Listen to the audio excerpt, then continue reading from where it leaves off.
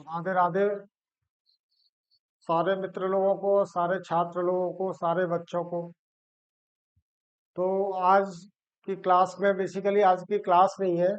आज जो मैं बताने जा रहा हूँ एक ऐसे छात्र की कहानी है जो खुद आईआईटीएन था। उसने कोटा से कोचिंग की आईआईटी की, और इसको जो जॉब मिला यूएस में,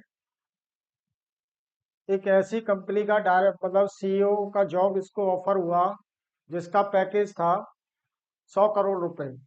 100 करोड़ का मतलब 8 करोड़ रुपए उसका बेसिक पैकेज था, और बाकी के जो पर्क्स वगैरह होते हैं और स्टॉक वैल्यूज होती है, कंपनी के जो शेयर्स होते हैं वो उसको मिले। तो इस आईआईटीएन ने मतलब इसका जो जेई एडवांस में जो रैंक था वो 77 था। ऑल ओवर इंडिया रैंक 77 था। और उसके बाद इसने बीटेक के लिए ज्वाइन किया आईआईटी बॉम्बे में, जहाँ से इसने बीटेक कंप्लीट किया 2005 में। 2005 में बीटेक करने के बाद में फिर इसका यूएस में पीएचडी में एडमिशन हुआ, जहाँ ये पीएचडी परस्यू करने के लिए स्टैनफोर्ड यूनिवर्सिटी में यूएस चला गया। वहाँ से फिर आगे की पढ़ाई की, उसके बाद जॉब किया। तो जॉब के बाद में जब एक कंपनी जो माइक्रो ब्लॉगिंग कंपनी थी, उसने इसको सीईओ का जॉब ऑफर किया, और जिसका पैकेज था 100 करोड़ रुपए से 100 करोड़ से भी ज्यादा था, तो 100 करोड़ मान लेते हैं।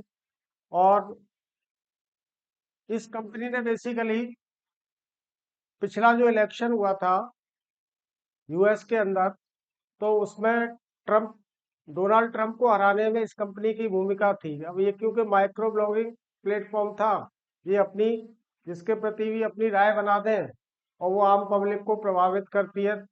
तो अब इस कंपनी का जो नाम था, बेसिकली अब मैं बताने जा रहा हूँ, या इस कंपनी का जो नाम है, उससे पहले मैं इसके बारे में बता दूं कि इसका जो स्टूडेंट था इसका नाम था पराग अग्रवाल।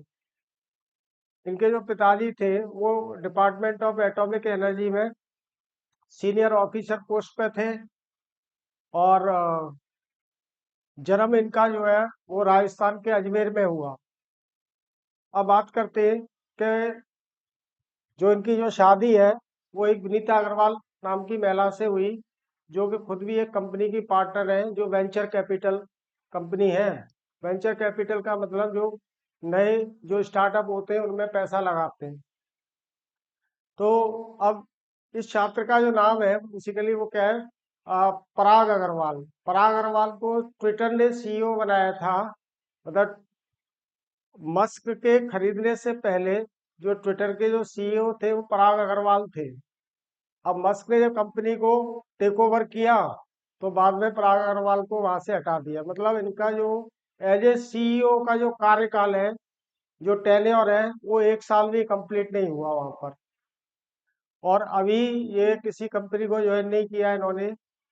अब कुछ हो सकता है कि अपना वेंचर लेके आएंगे या अपना कोई नया स्टार्टअप, तो वो देखते हैं। तो मैं ये बात बता रहा था कि कहानी है हमारे आईआईटीएंस की। हिंदुस्तान के से जो आईआईटी के जो कॉलेज है, वहां से बीटेक करने के बाद में यूएस की बहुत बड़ी बड़ी कंपनी में बहुत सारे सीईओ के पद पे बहुत सारे लोग बैठे हुए हैं।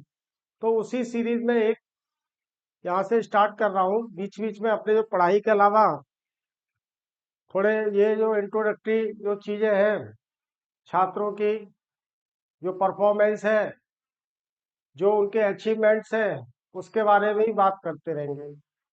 तो अभी मैं वाइंड अप करता हूँ, ठीक है ना। जय हिंद, जय भारत।